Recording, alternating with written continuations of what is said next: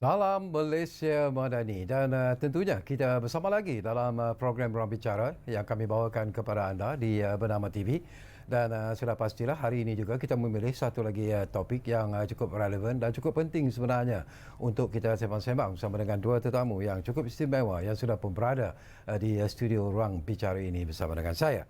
Baiklah, topik yang menjadi pilihan kita ialah hentikan keganasan terhadap wanita. Macam saya katakan, ini merupakan satu topik yang cukup relevan dan penting sebenarnya dan mungkin ramai juga sudah pun mengetahui iaitu pada 25 hari bulan November setiap tahun seluruh dunia akan menyambut Hari Menangani Keganasan Terhadap Wanita ataupun apa yang dikenali sebagai International Day for the Elimination of Violence Against Women ataupun AVAW. Dan sebagai simbolik permulaan kempen hentikan keganasan terhadap wanita, Kementerian Pembangunan Wanita, Keluarga dan Masyarakat dengan kerjasama Pertubuhan Bangsa-Bangsa Bersatu menyemarakkan lagi kempen Pakai Oren sebagai tanda solidariti bagi menghentikan keganasan terhadap wanita.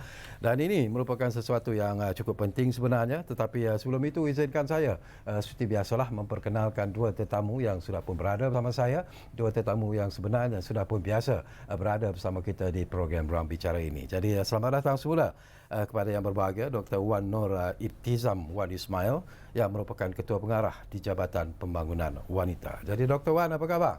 Khabar baik, Datuk. Terima kasih. Sihat ya? Sihat, Alhamdulillah. Saya nak address macam mana? Dr. Wan Nur atau mana yang lebih selesa? Wan saja okey, Datuk. Okey, dan seorang lagi tetamu, jutaan terima kasih dan selamat datang semula jugalah kepada yang berbahagia Dr. Janatul Madihah Abu Bakar, iaitu Setiausaha Warak Pertubuhan Amal Perubatan Ibnu Sina Malaysia ataupun lebih dikenali sebagai PAPISMA. Jadi doktor, apa khabar? Alhamdulillah baik. Sehat ya? Alhamdulillah. Okey. Macam saya katakanlah, sebelum itu saya ingatkan juga kepada anda yang mungkin ingin berkongsi pandangan dan juga pendapat berkaitan dengan isu ini. Jangan lupa kita menyediakan dua talian kepada anda, iaitu di 03 2697 9767 dan satu lagi talian tentunya di 03 2697 9768. Jadi gunakanlah kesempatan ini kalau anda juga mungkin ada perkara-perkara yang ingin anda kongsikan bersama kami di program Ruang Bicara ini. Baik, kita mulakan dulu bersama dengan Dr. Wan. Menarik Dr. Wan, bila kita bercakap tentang latar belakang sejarah sambutan hari 25 November ini sebagai Hari Menangani Keganasan Terhadap Wanita. Tapi saya ingin tahulah kenapa warna oranye dipilih dan apa inspirasi yang membawa kepada sambutan ini sebenarnya. Terima kasih banyak, Datuk. Terima kasih kepada pihak bernama kerana sudi untuk menjemput kami bagi kita bersama-sama menyemarakkan lagi untuk kita bagi tujuan sambutan menangani hari keganasan menangani keganasan terhadap wanita. Yeah. Dan ini memang macam Datuk kata 25 November adalah hari yang telah ditetapkan oleh pihak PBB dan disambut di seluruh dunia. Dan kenapa warna oranye? Ramai orang tanya kenapa nak. Lepas tu adalah juga wanita yang kata susah nak cari warna oranye ni kan. Tak semua orang pakai warna oranye. Betul. Tetapi kalau kita ikutkan pengertian di sebalik warna oranye itu adalah di mana untuk memberi, dia ibarat memberi cahaya kepada wanita supaya mereka dapat bebas daripada keganasan. Itu adalah kenapa warna oranye itu dipilih oleh pihak PBB. Tapi sebelum saya dapatkan pandangan daripada Dr. Janatul, satu lagi persoalan yang cukup penting. Bila kita bercakap tentang isu yang menjadi pilihan kita, iaitu keganasan terhadap wanita, daripada perhatian Datuk sendirilah ataupun doktor sendirilah, apakah Dr. Wan melihat bahawa trendnya semakin meningkat ataupun apakah ianya berada pada situasi yang mungkin mencemaskan kita sebagai rakyat Malaysia, terutamanya untuk kaum wanita sendiri? Okay, terima kasih, Datuk. Daripada segi data yang memang menunjukkan masih lagi dalam keadaan yang membimbangkan. Maksudnya masih ada kes yang melibatkan keganasan terhadap wanita. Sebab berdasarkan data daripada Polis Diraja Malaysia memang menunjukkan dia pecahkan kepada pelbagai keganasan terhadap wanita ini. Terdapat kes seperti kes rogol, kes keganasan rumah tangga, Betul. dan juga kes gangguan seksual. Ini antara kes yang biasa yang kita lihat di Malaysia yang berkaitan dengan wanita, yang menyebabkan keganasan terhadap wanita. Dan kalau kita tengok daripada segi data, kalau kita boleh saya kongsikan sedikit daripada segi statistik, kalau jumlah kes rogol yang dilaporkan oleh PDRM ialah sebanyak 1,361 pada tahun 2021 dan 1,388 pada tahun 2022. Jadi daripada segi kes ini dia ada kalau lihatkan di sini ada kenaikan sedikit pada tahun 2022 daripada segi kes rogol. Tetapi kalau kita lihat untuk kes keganasan rumah tangga pada tahun 2020 datanya menunjukkan 5,000. Banyak Datuk saya kata tadi membimbangkan. 5,260 dan pada tahun 2021 data menunjukkan 7,468. Dan ini memang satu fenomena yang kita lihat di seluruh dunia, di mana apabila waktu COVID 2020-2021 ini memang kes tinggi untuk keganasan rumah tangga. Dan pada 2022 ada sedikit penurunan, iaitu telah menjadi sebanyak 6,540. Dan pada tahun ini data pada Januari sehingga Ogos adalah sebanyak 3,640.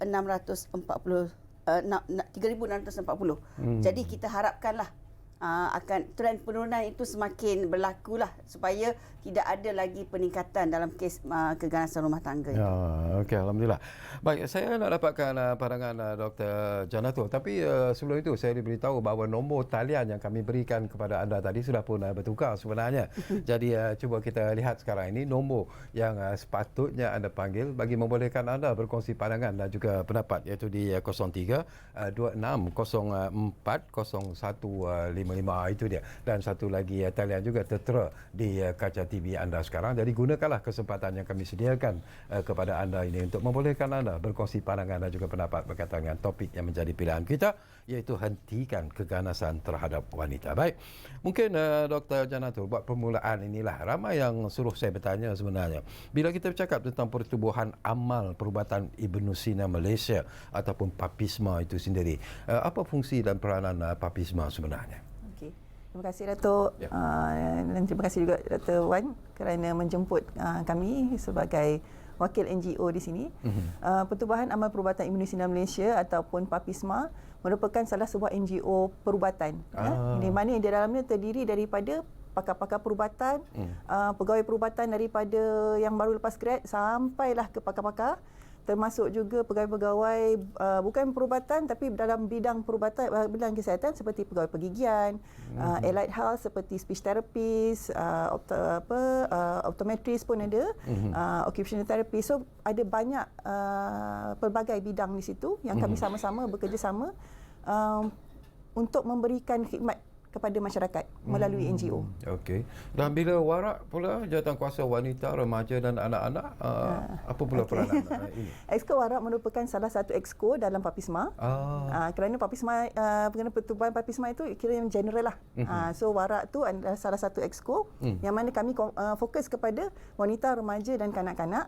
Dan kami juga ada Exco Dental dan juga DAKAP. DAKAP ni Dana Kebajikan PAPISMA.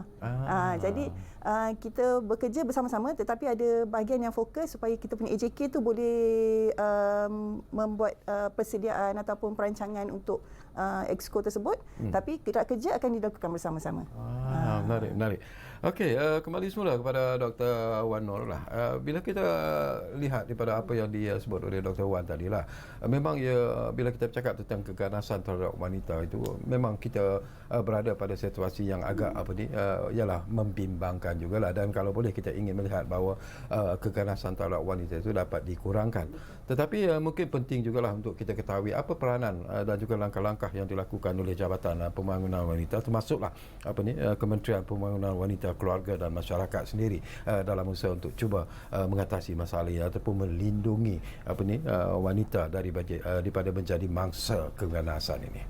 Betul, Datuk. Terima kasih. Daripada segi sebab apabila kita melihat daripada segi data menunjukkan terdapat kes keganasan terhadap wanita, antara program yang kami laksanakan adalah, pertama yang penting adalah untuk pencegahan dan kesedaran. Jadi sekiranya mereka ini tahu apa itu keganasan terhadap wanita, mungkin mereka dengan kesedaran itu mereka boleh membuat laporan, boleh mengelakkan diri mereka daripada menjadi mangsa dan mereka juga boleh bertindak. Jadi itu pertamanya. Jadi memang kita ada buat program sehingga ke peringkat akar umbi untuk memberikan penerangan mengenai keganasan terhadap wanita berserta dengan untuk daripada segi perundangan. Dari segi sudut perundangan, apakah hak-hak wanita ini yang mana mereka sebagai wanita memang dilindungi oleh perundangan yang ada di negara kita pada hari ini.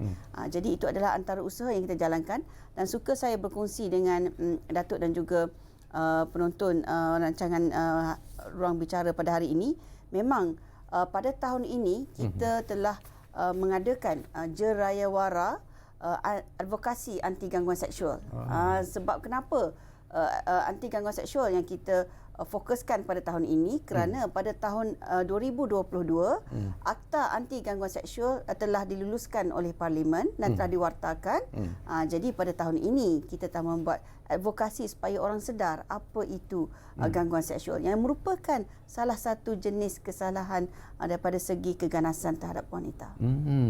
Okey, barangkali adil jugalah kalau kita dapat pandangan pada Dr. Janatul sendiri mewakili Papisma. Bagaimana Papisma juga melihat isu keganasan terhadap wanita ini sebenarnya? Apakah pendirian Papisma sendiri dan pada pandangan doktor sendiri, apakah kita sebenarnya berada pada situasi yang perlu diberi satu kawalan yang lebih tegas, satu tindakan yang lebih tegas sebenarnya? Ya, terima kasih Datuk. Sememangnya kami sebagai sebuah NGO ini memang memandang sangat seriuslah dengan perkara ini. Bahkan kami juga turut membantu kementerian dalam sebagai trainer untuk skuad wajah. Sejak daripada tahun 2021 lagi kami telah bersama-sama bekerjasama dengan kementerian dan juga Jabatan Pembangunan Wanita untuk melaksanakan latihan-latihan untuk merekrut lebih ramai ahli masyarakat menjadi ahli skuad wajah, iaitu skuad wanita anti jenayah, yang merupakan mata-mata dan ejen kepada pendedahan dan juga pelaporan kes-kes gangguan kes-kes keganasan terhadap wanita ini, dan juga beberapa kes jenayah yang lainlah, termasuk pemerdagangan manusia dan sebagainya. Jadi kami memang bekerja sama dengan rapat jugalah dengan pihak kementerian dan pihak Jabatan Pembangunan Wanita untuk sama-sama memberikan kesedaran itu, sehingga kan sampai sekarang pun kami masih lagi menjalankan refresher course untuk ahli-ahli skuad wajah secara dalam talian sajalah sekarang ni, sebab kita untuk refresher saja insya-Allah kita boleh gunakan dalam medium dalam talian dah. Dan sekiranya ada keperluan untuk melaksanakan secara face to face atau secara fizikal, insya-Allah akan dijalankan juga, kerana pihak kami ada juga menjalankan di universiti-universiti, ada juga yang menjalankan di institusi-institusi mereka sendiri dengan memanggil trainer daripada Papisma sendiri juga. Saya juga nak dapat pandangan secara terus terang daripada Dr. Janatul sendiri bila kita bercakap tentang peranan yang dimainkan oleh Papisma. Jumlah kes-kes, bila kita bercakap tentang kes-kes yang melibatkan keganasan terhadap wanita itu, kes apa yang berada pada di tempat yang tertinggi dan sebagainya? Apa kes-kes yang sering dilihat berlaku sebenarnya? Terima kasih Datuk. Dia kalau kita lihat kan sebenarnya keganasan terhadap wanita ni domestic violence antara yang tertinggi. Yang pertamanya sebab dia berlaku di dalam ruang lingkup yang mana mereka itu selesa berada di dalam ruang itu sepatutnya. Dan disebabkan oleh kemungkinannya cara pendekatan ataupun gaslighting yang telah dilaksanakan oleh pelaku itu menyebabkan mangsa tidak berani untuk keluar daripada belenggu keganasan tersebut. Bila kita sebut mangsa yang tidak berani untuk keluar daripada situasi tersebut, jadi apa yang boleh dilakukan oleh pihak Jabatan Pembangunan Wanita sendiri dalam usaha untuk memberi keyakinan kepada mangsa-mangsa ini supaya mereka harus tampil ke hadapan, membuat laporan dan mungkin tindakan dapat diambil. Tapi apa yang perlu dilakukan sebenarnya?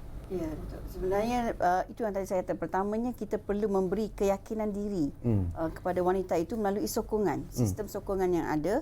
Seperti tadi Dr. Janatul ada menyebut mengenai skuad wajah.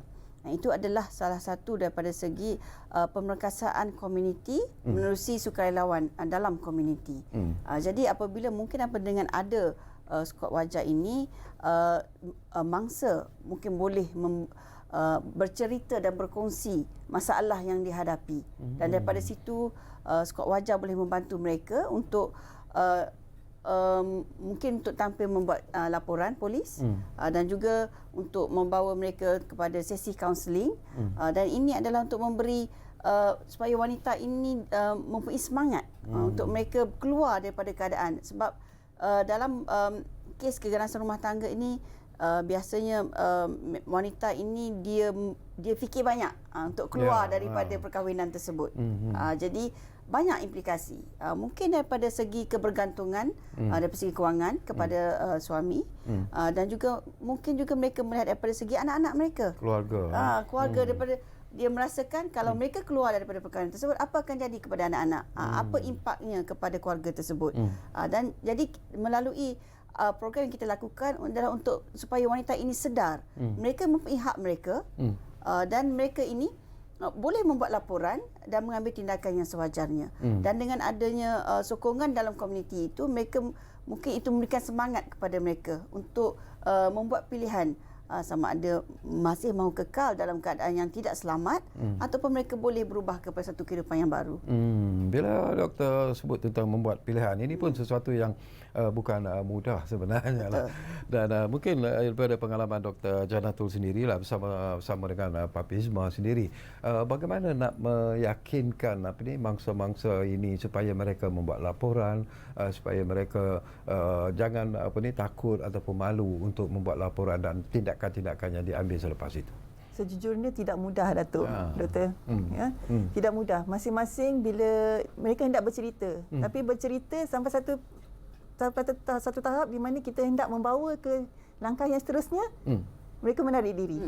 Begitu juga yang berlaku dalam banyak-banyak kes laporan kepada pihak polis, ditarik balik oleh pengadu. Ini memberi satu sebenarnya memberi satu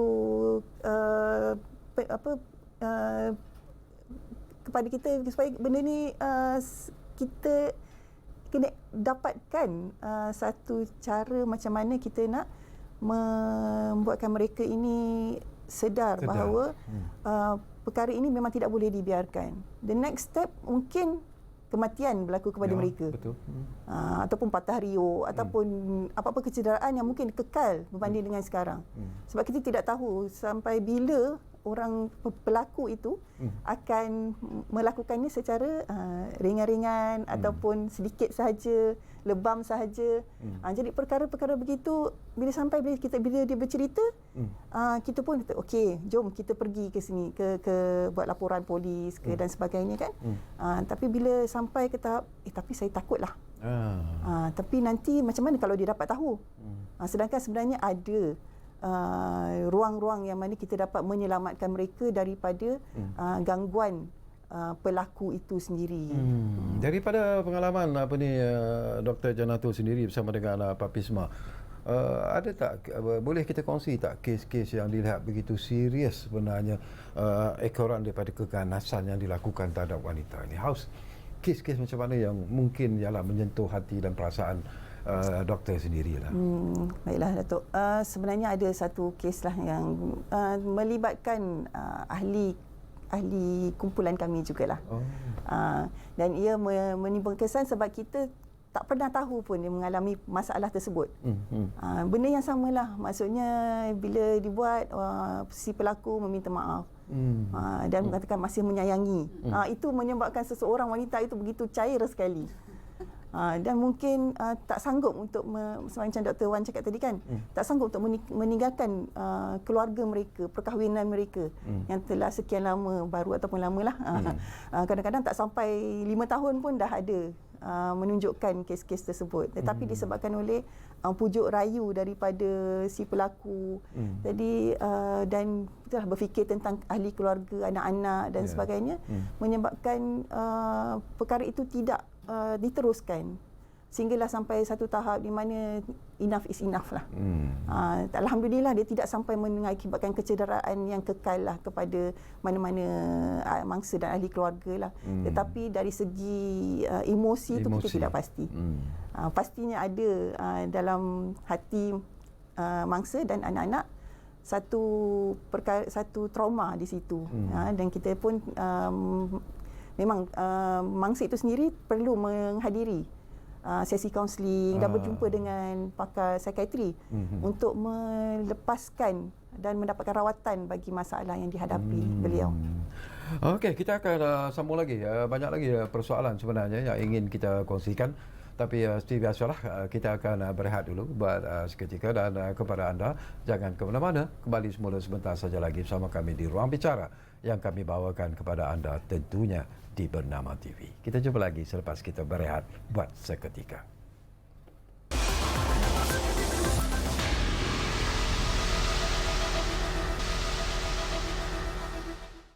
Baiklah, kita kembali semula ke program Ruang Bicara Bernama TV, dan kita masih lagi bercakap tentang topik hentikan keganasan terhadap wanita. Dan saya difahamkan kita dah pun ada pemanggil di talian kita sekarang ini. Ridwan dari Pulau Pinang difahamkan sudah pun berada di talian kita. Assalamualaikum Tuan. Waalaikumsalam. Ya. Ya, Assalamualaikum Tuan Sekali dan dua ahli panel. Ya. Ini soalan saya yang pertama. Adakah akta keganasan apa wanita ni apa kurang tegas dan perlu dipindah oleh ahli parlimen lah. Itu yang pertama. Okey, yang kedua, saya nampak kan kebanyakan wanita ni dia kurang ilmu pengetahuan lah. Jadi itu yang berlakunya keganasan apa terhadap wanita. Jadi dia punya perlu diberi ilmu pengetahuan kepada mereka, terutama wanita yang sekarang, atau sebab kita ada KP Kementerian Hak Ehwal Wanita kan. Jadi perlu bagi wanita-wanita yang hendak berkahwin semua. Itu yang kedua. Itu yang ketiga, saya tengok kan kes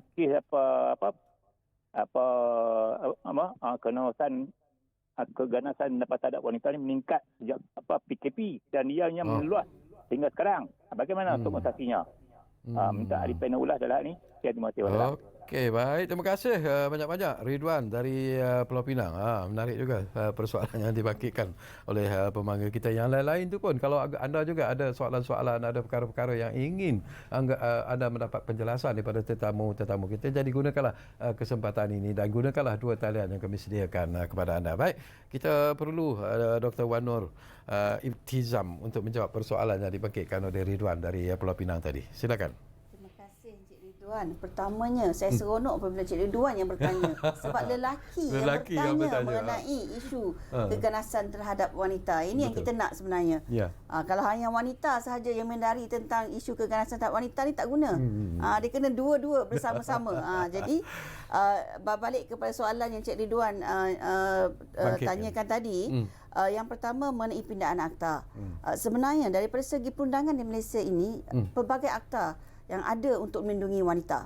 Pertamanya, kanun keseksaan. Yang ini banyaklah, dalam tu ada kes untuk rogol, untuk cabul dan sebagainya, ada dalam kanun keseksaan. Ini memang ada yang mana kita boleh buat laporan polis. Dan juga selain pada itu, kita ada akta keganasan rumah tangga. Yang ini di bawah di bawah Kementerian Pembangunan Wanita, Keluarga dan Masyarakat, yang di mana ditadbirkan di bawah Jabatan Kebajikan Masyarakat. Jadi ini untuk keganasan rumah tangga, di mana sekiranya berlaku kes-kes yang melibatkan keganasan rumah tangga, tidak kira sama ada berlaku kepada isteri, ibu bapa ataupun dan sebagainya, dikira sebagai dalam keluarga, dan boleh diambil tindakan untuk menyelamatkan mangsa secara terus. Jadi tidak perlu tunggu lama baru nak keluarkan mangsa. Jadi pegawai JKM itu dipanggil sebagai mereka di peringkat dalam komuniti itu nanti boleh untuk menyelamatkan mangsa dengan segera. Itu keganasan rumah tangga. Dan daripada segi dan yang terbaru yang tadi saya kongsikan tadi adalah akta mengenai anti gangguan seksual, di mana yang itu pun boleh untuk membuat laporan dan boleh memberikan remedi kepada mangsa. Jadi daripada segi perlindungan ini pelbagai, daripada sudut perundangan. Tapi Cik Ridwan juga bangkitkan tadi, sebenarnya betul apa Cik Ridwan katakan. Kalau banyak akta pun tapi orang tidak tahu macam mana kan. Jadi daripada segi pengetahuan. Jadi untuk meningkatkan, yang tadi saya kata, itulah pertamanya kenapa salah satu tugas kami di Jabatan Pembangunan Wanita adalah untuk memberikan advokasi mengenai hak-hak wanita. Pertama, mereka kena tahu apakah hak mereka di sisi dari segi perundangan. dan supaya mereka ini berani berani membuat laporan, berani tampil ke hadapan, dan kadang-kadang itu bukan saja membuat laporan mengenai kes dia. Kalau katalah wanita ini tadi mungkin melalui skop wajah ataupun mereka dalam komuniti ini mereka nampak kes-kes yang melibatkan keganasan terhadap wanita, mereka boleh membuat aduan. Jadi apa mereka tahu apakah sebenarnya yang betul dan apakah yang salah. Jadi ini adalah usaha kami yang berterusan untuk kita melaksanakan advokasi mengenai keganasan terhadap wanita. Dan yang ketiga tadi ada Cik Luda bangkitkan mengenai peningkatan kes waktu PKP. Itu memang berlakulah mungkin daripada segi faktor pada waktu itu, keadaan pada waktu itu di mana kita tak boleh keluar rumah, terpaksa duduk di rumah 24 jam. Jadi itu mungkinlah yang memberikan lagi tekanan kepada keluarga tersebut. Dan alhamdulillah kita nampak ada penurunan selepas PKP daripada segi kes keganasan rumah tangga itu tadi. Menarik. Barangkali Dr. Janatul, saya nak petik jugalah daripada apa yang disebut oleh Dr. Wan Nur sebentar tadilah. Banyak faktor sebenarnya yang mengakibatkan berlakunya keganasan yang dilakukan terhadap wanita, dan salah satu perkara yang selalu dibangkitkan ialah tentang ekonomi rumah tangga itu sendiri yang kadang-kadang secara sedar ataupun tidak sedar sebenarnya memberi tekanan yang cukup hebat kepada ketua keluarga yang mungkin suami, bapa dan sebagainya, dan mereka merasakan tak tahu nak buat apa, arah mana, dan akhirnya mereka terpaksa meluahkan perasaan itu kepada wanita-wanita yang akhirnya menjadi mangsa isteri, ibu dan sebagainya. Apakah ini perkara yang doktor lihat merupakan satu isu yang cukup serius sebenarnya? Bermula titik tolak pencerahan kepada isu keganasan rumah tangga ni disebabkan oleh PKP itulah kan. Ramai yang mengalami pengangguran, yang dibuang kerja, yang terpaksa menghentikan buat sementara aktiviti ekonomi mereka, dan tetapi hutang masih perlu dibayar. Komitmen masih ada, masih perlu diteruskan pembayarannya. Jadi perkara ini memang menimbulkan satu sebab macam yang Dr. Wan tadi cakap tadilah, tekanan kepada breadwinner ataupun pencari nafkah dalam rumah tangga tersebut.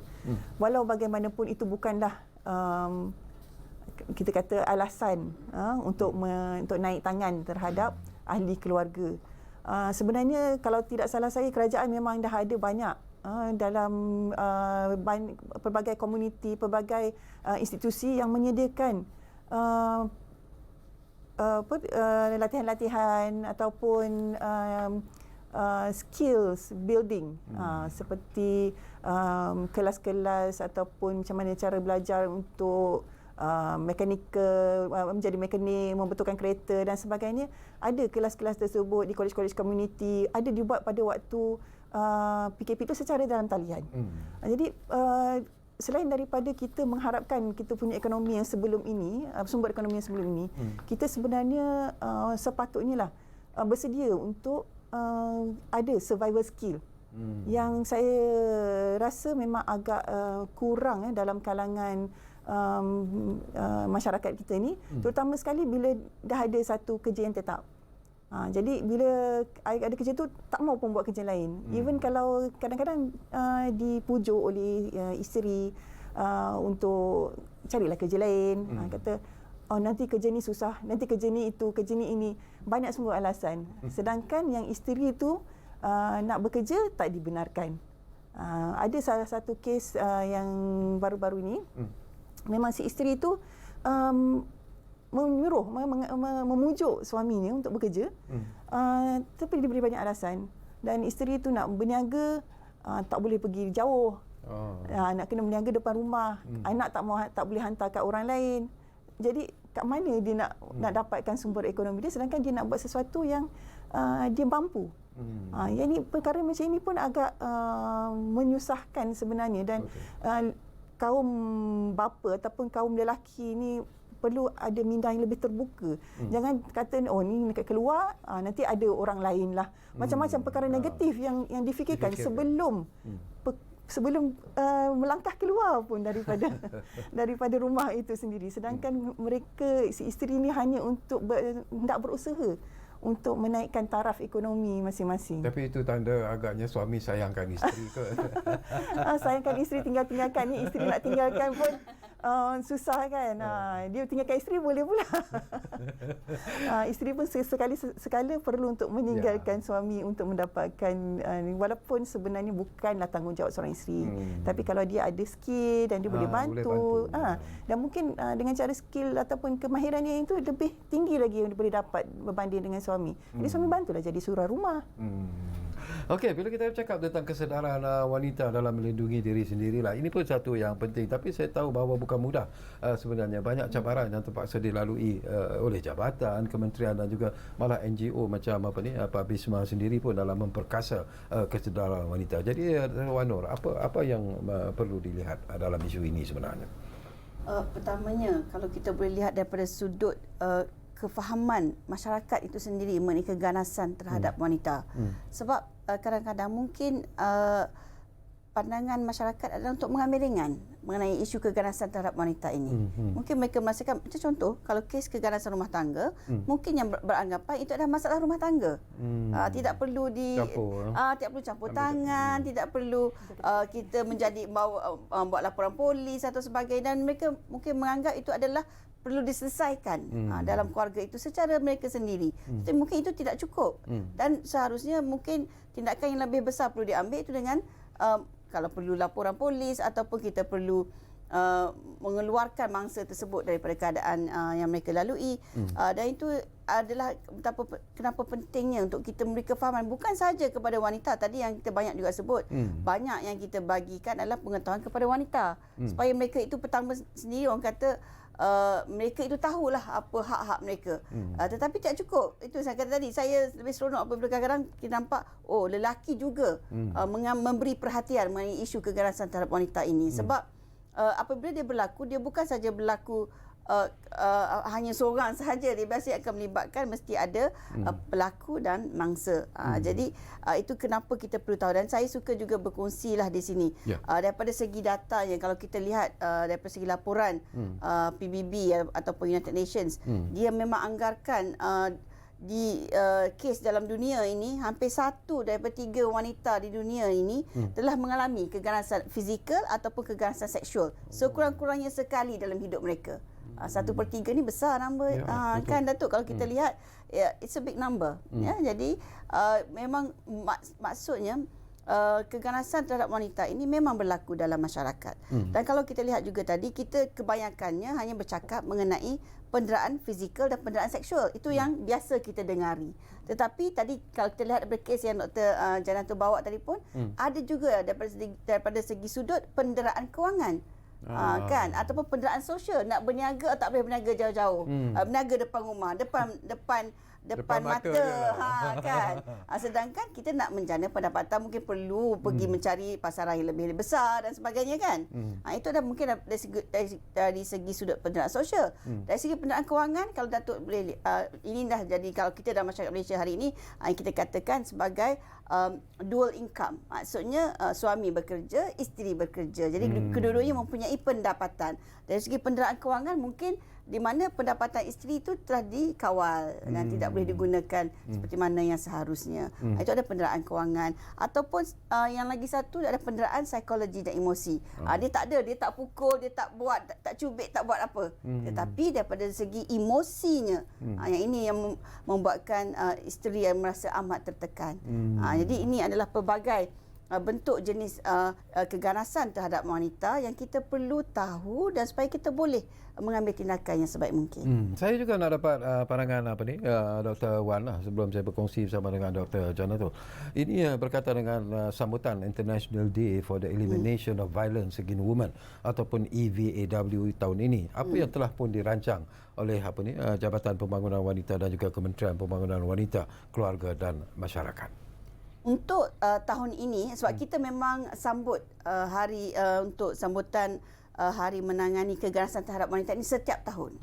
Tapi untuk tahun 2023 ini, kita bermula awal lagi. Walaupun tarikh sambutannya adalah pada 25 November, tapi apa yang kita buat di peringkat Jabatan Pembangunan Wanita adalah kita telah bermula pada 1 November lagi.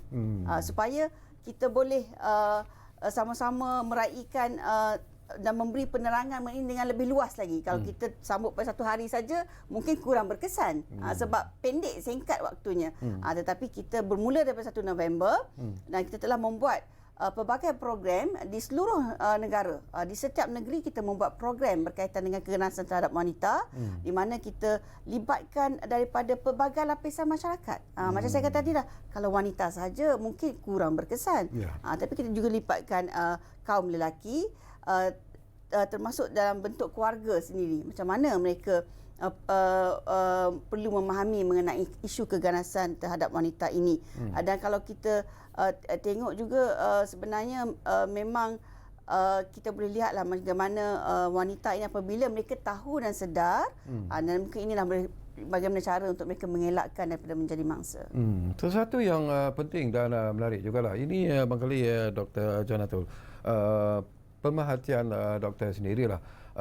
Ada yang berlaku mangsa yang bersifat in denial ini, menafikan apa yang berlaku ataupun melihat perlakuan ganas pasangan sebagai sesuatu yang boleh dimaafkan lah, tak perlu dibawa ke tengah, tak perlu diheboh-hebohkan dan sebagainya. Tapi nasihat doktor lah terhadap mungkin golongan wanita seperti ini sebenarnya, apa yang perlu mereka lakukan? Okey, terima kasih Datuk. Sebab itulah pentingnya pengetahuan seperti mana yang telah diberitahu oleh Dr. Wan tadi kan. Wanita kena tahu hak mereka. Kita sebagai manusia kita kena tahu hak kita. Sebagai wanita kena tahu hak kita. Sebagai seorang isteri kita kena tahu hak kita.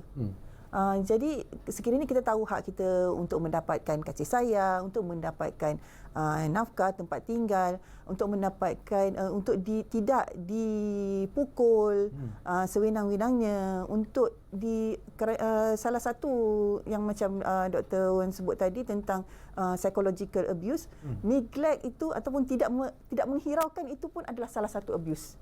Adalah salah satu penderaan. Jadi sekiranya seorang suami itu tidak bertegur sapa ataupun buat macam tak ada apa-apa je dekat rumah tu, tunggul ke apa, itu juga adalah satu bentuk penderaan yang mungkin wanita itu sendiri tidak tahu. Dia macam mungkin dia sibuk ataupun mungkin dia tengah stres atau nak kacau lah nanti sekarang sekian. Tapi sebenarnya neglect pun adalah satu bentuk abuse jugalah yang kita perlu kenal pasti. Dan bila kita dah tahu, kita akan dapat mengatasi perkara tersebut. Kalau kita tak pasti, kita tanya. Bertanyalah dengan mereka seperti dengan Jabatan Pembangunan Wanita ataupun di Pejabat Pembangunan Wanita Negeri pun ada orang yang boleh membantu. Kalau tak mahu pergi jauh ke situ, carilah ahli-ahli skuad wajah ataupun kawan-kawan rapat yang kita boleh percayai, yang kita boleh meminta pandangan daripada mereka. Tapi kena pilihlah orang yang betul. Jadi kalau tu boleh je tanya ahli-ahli Papisma. Kalau nak tahu mana, masuk dalam Facebook, pergi search Papisma. Tiap-tiap negeri insya-Allah ada Facebook masing-masing, dan Facebook utama pun Pertubuhan Amal Perubatan Imunisasi Malaysia juga boleh menerima mesej-mesej di dalam ni. Dan insya-Allah kalau kami dapat bantu, sebab kami ni tidak ada pekerja tetap. Jadi masing-masing melakukan secara sukarela. Jadi sekiranya ada waktu dan kelapangan, kita bantu, kita jawab. Tapi sekiranya datang ke macam orang yang datang ke hospital dan sebagainya, insya-Allah mereka akan dapat terus, terutama sekali di bahagian OSCC lah, One Stop Crisis Center tu. Yang tu di situ terutama di emergency department akan ada beberapa hospital memang adalah OSCC ni untuk menangani kes-kes seperti ini. Okey, baik, kita akan sambung lagi, tapi kita rehat beberapa kali terakhir dan kembali nanti. Tak banyak lagi masa yang tinggal, tapi insya-Allah mungkin ada lagi persoalan-persoalan yang sempat saya kongsikan bersama dengan dua tetamu yang berada bersama saya, iaitu Dr. Wan Nur Ibtizam Wan Ismail dan juga Dr. Janatul Madiah Abu Bakar. Kita lihat buat kali terakhir.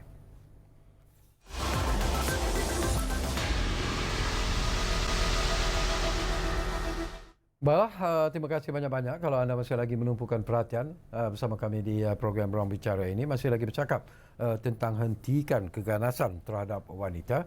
Dan kita hampir-hampir di penghujung sebenarnya. Tak banyak lagi masa yang tinggal, tapi insyaAllah ada lagi beberapa persoalan yang insyaAllah sempat saya kongsikan bersama dengan kedua-dua tetamu kita di studio. Baik, barangkali penting jugalah Dr. Wan Nur Iptizam. Kita berkali-kali tadi pun doktor menyebut, begitu juga dengan Dr. Janatul juga menyebut tentang skuad wajah itu sendiri. Dan kita juga nak tahulah apakah penubuhan skuad wajah ini sebenarnya telah berjaya sebenarnya mencapai matlamat yang diinginkan, iaitu untuk memperkasa komuniti dan meningkatkan kesedaran tentang isu-isu jenayah yang melibatkan keganasan terhadap wanita. Terima kasih Datuk. Dalam inisiatif skuad wajah ini kita bermula pada tahun 2021. Okey. Dan sehingga kini 31 Disember 2022 kita telah ada seramai 328,558 orang ahli skuad wajah di seluruh negara. Bilangan tu ramai. Tetapi tidaklah semuanya itu aktif sebab sukarelawan ni dia bergantung kepada masa dan kekangan masing-masing. Dan kalau daripada jumlah yang besar itu tadi kita boleh lihat sebenarnya alhamdulillah bukan semua wanita Datuk. Jadi skuad wajah ini kita juga memberi peluang kepada lelaki untuk bersama-sama membantu komuniti yang memerlukan. Okey. Wajah itu sendiri adalah singkatan kepada wanita anti jenayah. Jadi dalam komuniti kita memberikan mereka latihan mengenai bagaimana untuk mereka mengendalikan kes-kes yang untuk mereka boleh menjadi ada empati, mereka boleh memberikan nasihat. Itu yang modul pertama yang mereka perlu lalui sebagai ahli skuad wajah. Yang ini kita namakan dia sebagai singkatannya EARS. Jadi empathy, attention, being attentive, responsive, dan juga ini adalah asas lah kepada mereka untuk menjadi pendengar sekiranya berlaku kes-kes dalam komuniti. Dan selepas itu di tahun 2000 tahun ini dan kita perkenalkan juga modul 2.0, modul yang kedua, iaitu berkaitan dengan psychological first aid kit. Sebab banyak apabila mangsa ini apabila mereka melalui sama ada kes dera, kes keganasan rumah tangga, mereka ini sebenarnya mengalami emosi mereka akan terkesan. Jadi skuad wajah ini diberi kemahiran untuk bagaimana untuk mereka memberi orang kata sokongan psikologi yang awal. Sebab mereka bukan kaunselor, tetapi mereka dapat memberi kalau sekiranya diperlukan bantuan awal dari segi sokongan emosi kepada mangsa. Dan kalau kita lihat juga sebenarnya pada tahun 2022, pada tahun lepas, kita juga telah membuat kajian mengenai skuad wajah ini, kesannya kepada ahli itu sendiri. Sebab dia adalah satu inisiatif yang bersifat kesukarelawan sepenuhnya. Memang tidak ada bayaran. Mereka kadang mereka ini saya amat orang kata berterima kasihlah dengan semangat ahli skuad wajah ini, di mana mereka akan bersedia untuk memberikan bantuan bukan sahaja dari segi masa tapi juga dari segi kewangan. Di mana mereka akan turun untuk membantu. Dan kalau yang kalau akhir-akhir ni, kalau yang terbaru dalam kes sekarang ini di Terengganu tak menghadapi banjir, skuad wajah ini pun turun. Jadi mereka ini memberikan bantuan tidak kira dalam kes apa. Jadi mereka ini bersedia untuk membantu. Dan kalau selain itu mereka juga akan menyantuni masyarakat setempat. Kelebihan skuad wajah ni dia sebab dia dalam komuniti. Jadi kalau sekiranya berlaku apa-apa, mereka tu cepat sebab mereka ada dalam masyarakat tersebut. Dan yang terakhir yang kita buat yang terkini adalah satu latihan yang dinamakan skuad wajah insaniah. Di mana skuad wajah ini diberi latihan untuk mereka ini dapat membantu dalam kes penderaan kanak-kanak. Jadi ini adalah satu modul yang terbaru yang kita buat supaya mereka ini dapat ditauliahkan sebagai pembantu pelindung kanak-kanak. Sebab sekiranya berlaku kes penderaan dalam masyarakat, skuad wajah ini boleh bergerak dengan pantas. Dan seperti yang Dr. Jana tu kata tadi, mereka ni adalah mata dan telinga dalam masyarakat. Jadi mereka cepat untuk bertindak. Dari aspek bantuan tu apa yang mereka akan berikan kalau kita bercakap tentang isu yang melibatkan keganasan terhadap wanita itu? Okey, pertamanya mereka ini macam saya kata tadi, banyak juga kes mana tidak dilaporkan. Jadi skot wajah ini katalah contoh, dia boleh nampak dalam komuniti dia, sekiranya katalah seorang isteri di mana ada lebam, mana sebagainya, mereka boleh bertanya apakah masalahnya, dan kalau sekiranya itu adalah kes keganasan rumah tangga, apa yang perlu dilakukan. Jadi mereka boleh memberi nasihat dan juga sokongan tadi. Sokongan itu mungkin bukan sekadar sokongan emosi, mungkin juga segi bantuan kewangan dan apa yang diperlukan oleh mangsa tersebut. Okey. Baik, kalau kita dengar Dr. Janatul tentang skuad wajah ini sendirilah, memang ianya merupakan sesuatu yang cukup menarik sebenarnya, dan kita mengharapkan bahawa skuad ini akan dapat melaksanakan tugas mereka dengan baik sekali. Tetapi apa yang diperlukan sebenarnya kalau kita bercakap tentang cuba mengatasi isu keganasan terhadap wanita ini ialah support group itu sendiri yang harus bersifat positif itu. Jadi bagaimana kita betul-betul doktor melihat isu ini, doktor? Bagaimana nak melihat bahawa akan ada support group yang sentiasa bersedia untuk memberi sokongan bantuan kepada golongan wanita yang menghadapi keganasan ini, yang mengalami keganasan?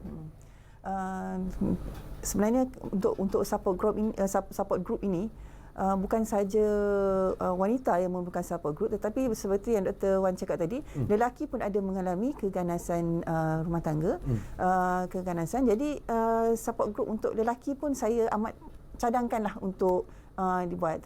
Tapi kami perempuan tak bolehlah buat support group untuk lelaki, nanti lain pula jadinya. Jadi kaum-kaum bapa, kaum-kaum Adam ini kena bersifat proaktif untuk menyediakan support group untuk mereka yang terkesan, sebagaimana kita buat support group untuk wanita. Sebagai contoh, Papisma Warak sendiri ada menyediakan support group untuk dalam kes-kes seperti ini, iaitu dalam Facebook kami ada Wave, dan sesiapa saja boleh, wanita lah, kita tapis juga, harap-harapnya tertapis sepenuhnya lah. Jadi kita boleh berkongsi perasaan, boleh sekarang ni pun group kita boleh letak sebagai anonymous post. Jadi kita boleh berkongsi pertanyaan, boleh berkongsi pendapat, dan kalau sekat untuk duduk dalam tu dan tengok apa yang dikongsikan oleh admin group pun boleh untuk mendapatkan ilmu, untuk mendapatkan semangat. Mana tahu yang dia duduk dekat situ dia diam, dia tengah mengumpul semangat dia. Kadang-kadang dia tak nak cerita, tapi dia tengah kumpul.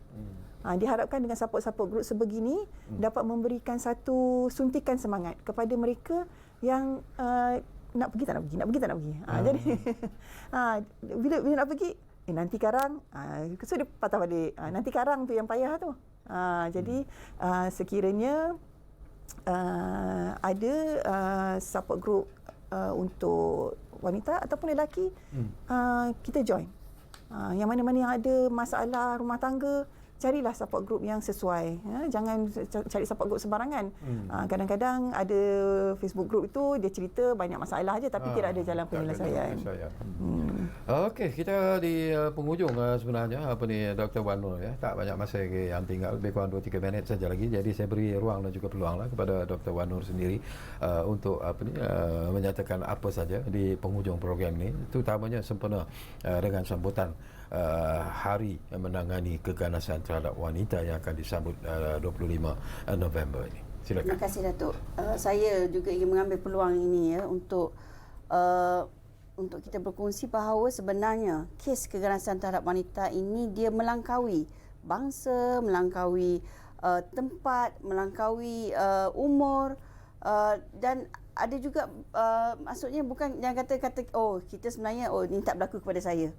Sebenarnya kalau dari segi kes keganasan terhadap wanita ini boleh berlaku kepada mana-mana wanita, tidak kira sama ada mungkin mereka itu daripada golongan T20 ke, ataupun mereka ini sudah berumur ke, memang boleh berlaku. Jadi sebab itulah setiap orang perlu sedar. Ini penting kesedaran tadi tu. Kita buat advokasi supaya mereka sedar yang bahawa keganasan ini perlu diberi keutamaan supaya tidak berlaku kepada wanita, dan ini bukan saja kepada wanita, dan mana lelaki juga perlu mengambil perhatian mengenai perkara ini. Dan yang mungkin juga saya suka di sini supaya kita dapat bersama-sama dapat mengambil serius tentang isu ini, dan supaya kita ada usaha bersepadu, sebab dia tak boleh seorang saja ataupun satu agensi saja, Kementerian Pemberdayaan Wanita, Keluarga dan Masyarakat dan Jabatan Pemberdayaan Wanita saja yang bercakap mengenai kekerasan terhadap wanita ini. Ini adalah isu bersama, isu yang berlaku dalam masyarakat. Jadi kita perlu ada usaha bersepadu yang perlu dilaksanakan oleh semua lapisan masyarakat di Malaysia ini, termasuklah daripada segi agensi kerajaan, daripada segi masyarakat sivil, komuniti media sendiri, seperti mana Bernama buat pada hari ini. Terima kasih Datuk. Jadi untuk kita mewar-warkan mengenai apa itu keganasan terhadap wanita, supaya kerjasama yang erat dan komitmen yang jitu ini dapat kita menangani keganasan terhadap wanita yang berlaku dalam masyarakat pada hari ini. Saya juga nak beri masa lebih kurang 1 minit jugalah supaya adil kepada Dr. Janatul juga. Apa yang ingin Dr. Janatul sampaikan seringkas-ringkasnya? Terima kasih Bernama TV, Datuk, Doktor. Sebenarnya memang perkara ini amat penting dalam masyarakat kita, sebab benda ini akan memberi impak kepada anak-anak kita. Dan mereka lah yang akan menjadi pemimpin negara pada satu hari nanti. Sekiranya emosi mereka tidak terkawal, sekiranya emosi mereka tidak stabil, benda itu akan mengganggu kehidupan mereka di masa akan datang. Mereka tidak akan ada keyakinan diri dan sebagainya. Jadi keharmonian rumah tangga ini adalah penting bagi menjamin masa depan negara. Kerana rumah itu adalah tempat di mana segalanya bermula. Baik, terima kasih banyak-banyak kepada Dr. Wan Nur Ibtizam Wan Ismail dan juga kepada Dr. Janatul Madiah Abu Bakar kerana sudi bersama kami di program Ruang Bicara ini, dan kita harap banyak yang telah pun dimaklumkan kepada anda bila kita bercakap tentang keganasan terhadap wanita. Dan sebelum berpisah, bila kita bercakap tentang keganasan terhadap wanita juga, tentunya kita masih lagi merasa cukup sedih dan kecewa dengan apa yang berlaku di bumi Gaza, dan tentunya lah keganasan rejim Zionis Israel di bumi Gaza itu melibatkan wanita, melibatkan kanak-kanak, dan ianya merupakan perkara yang begitu menyedihkan kita. Dan kita harap teruslah kita berdoa semoga rakan-rakan kita, saudara-saudara kita di Gaza akan mendapat perlindungan daripada Allah Subhanahu Wa Taala. Dan di penghujung ini jangan lupa, dari sungai hingga ke senggara Palestin pasti merdeka. Kita jumpa lagi. Assalamualaikum.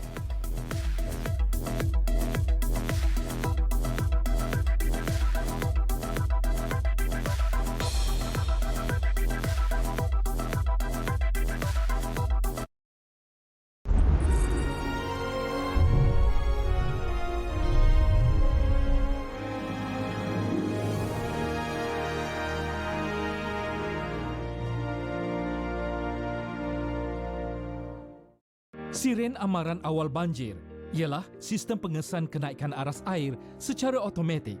Sistem ini dilengkapi dengan pembesar suara akustik, sistem pemantauan bersepadu dan menggunakan sistem solar sepenuhnya. Selain itu, ia juga berupaya memberi arahan daripada pusat